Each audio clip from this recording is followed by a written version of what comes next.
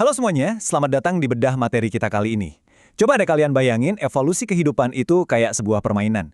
Di setiap levelnya, kelompok hewan baru bakal ngebuka fitur, kemampuan, sampai struktur tubuh yang baru cuma buat satu tujuan, bertahan hidup. Nah, hari ini kita bakal ngebedah lebih dalam soal Kingdom Animalia, khususnya ngelihat gimana sih para invertebrata alias hewan-hewan tanpa tulang belakang ini berevolusi. Sekarang, pertanyaannya apa coba? Kesamaan antara spons yang biasa kalian pakai buat mandi, cacing pita yang jadi parasit di perut, sama laba-laba yang suka bikin jaring di pojokan kamar? Secara kasat mata, kayaknya nggak ada hubungannya sama sekali kan? Tapi faktanya, makhluk-makhluk ini tuh sebenarnya berbagi satu jalur evolusi yang sama. Mereka semua harus muter otak buat mecahin masalah dasar yang sama. Gimana caranya makan, napas, dan berkembang biak. Dan hari ini, kita bakal ngeliat langsung gimana solusi dari masalah-masalah itu berevolusi dari yang paling simpel sampai yang paling kompleks. Ini dia agenda kita hari ini. Kita bakal mulai dari spons dan hewan berongga, lanjut ke ancaman cacing pipih, terus cacing gilik parasit, pindah ke hewan beruas dan bertubuh lunak, dan ditutup sama arthropoda, si kaki berbuku.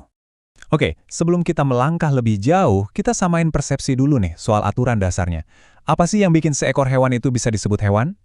Nah, semua hewan dari spons laut sampai kita manusia itu punya sel eukariotik multiseluler tanpa dinding sel. Dan yang paling krusial, kita ini heterotrof.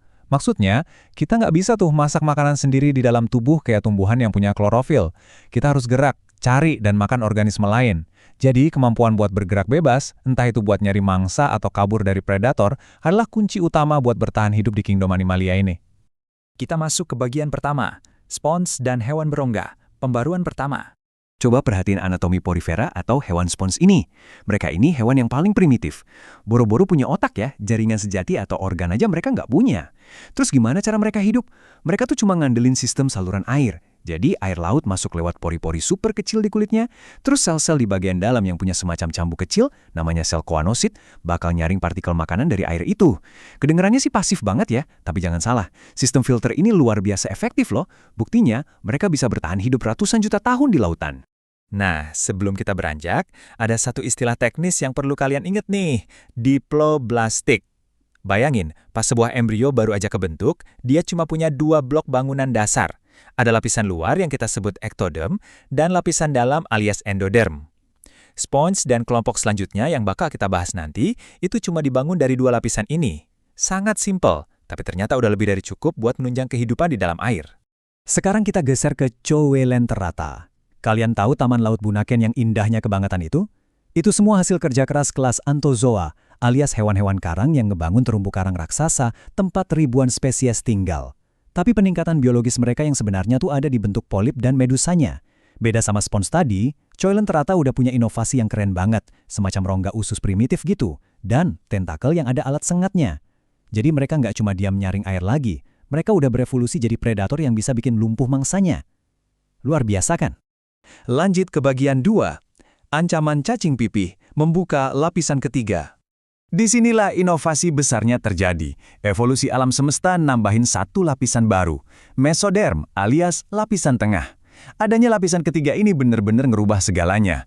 Karena dari sinilah sistem otot dan organ reproduksi yang sebenarnya mulai terbentuk. Nah, Platyhelminthes atau cacing pipih adalah kelompok pertama yang ngebuka struktur ini. Tapi ingat ya, mereka ini masih aselomata. Artinya tubuh mereka tuh padat, belum punya rongga tubuh yang benar-benar kosong di dalamnya. Yang bikin geleng-geleng kepala itu si planaria ini, cacing pipih dari kelas Turbellaria. Mereka ini hidup bebas di air tawar yang bersih banget, sampai-sampai bisa dijadiin indikator alami buat ngecek pencemaran air. Dan kemampuan regenerasinya, wah, udah kayak di film-film fiksi ilmiah. Kalau tubuhnya kepotong, dia nggak bakal mati. Malah, dia potongan tubuhnya itu bakal tumbuh lagi jadi cacing baru yang utuh. Bener-bener strategi bertahan hidup dan perkembangbiakan yang nggak masuk akal kerennya. Tapi, ya nggak semua cacing pipih itu ramah lingkungan. Kenalan nih sama kelas Cestoda, sang cacing pita. Yang kalian lihat ini Taenia saginata. Cacing pita yang hobi banget bersarang di usus sapi, dan sayangnya usus manusia juga. Coba perhatiin bagian kepalanya. Melalui evolusi mereka mutusin buat membuang saluran pencernaan mereka. Kenapa? Karena mereka tinggal berendam santai di sisa makanan inangnya yang udah tercerna.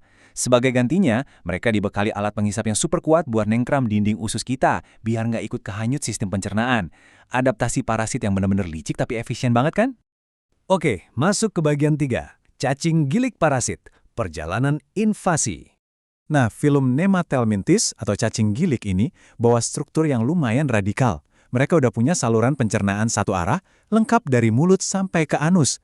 Bentuk tubuhnya emang bulat memanjang dan polos tanpa ruas. Tapi, jangan sampai kesederhanaan anatomi mereka ini nipu kalian. Dampak dari makhluk ini bisa ngeri banget. Lihat aja pembengkakan ekstrim ini. Ini ulah cacing filaria yang ditularin lewat gigitan nyamuk. Cacing ini nyumbat pembuluh getah bening dan bikin penyakit yang kita kenal sebagai kaki gajah. Biar kalian makin paham seberapa canggihnya cacing parasit ini, coba deh kita telusuri rute perjalanannya cacing tambang. Ini tuh bukan kebetulan, melainkan rute invasi yang udah terprogram rapi banget.